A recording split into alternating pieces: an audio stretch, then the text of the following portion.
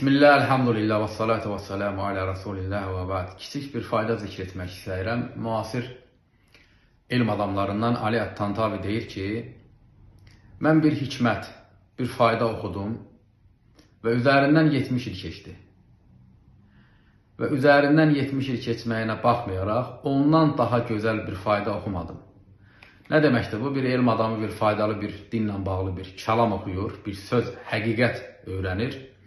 Deyir ki, üzərindən uzun illər, 70 il keçməyinə baxmayaraq, o 70 ildə nələr oxudum, nələr öyrəndimsə, o 70 il əvvəl oxuduğum qədər gözəlini oxumadım, öyrənmədim. Hikmət, fayda nədən ibarətdir? Deyir ki,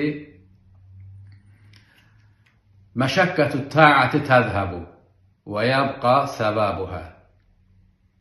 İtaətin məşəqqəti keçir, gedir, lakin savabı qalır. Və ləzzətül məasi təzhəbu və yəbqa iqabuhə.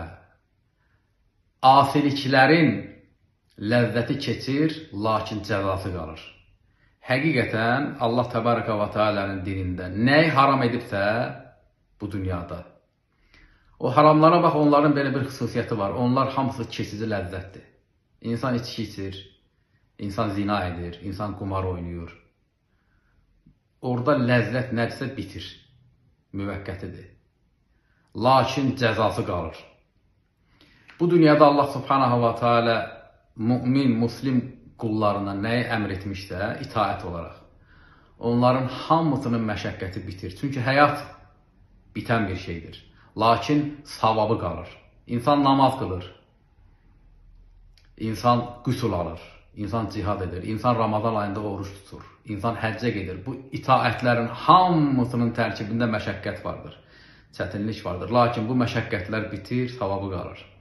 Və bu iki fərq itaətlə asiliyin arasında olan ağıl sahibinə öyrədir ki, Allaha asi olan şeylərdə nə qədər ləzzət varsa hamısı bitir.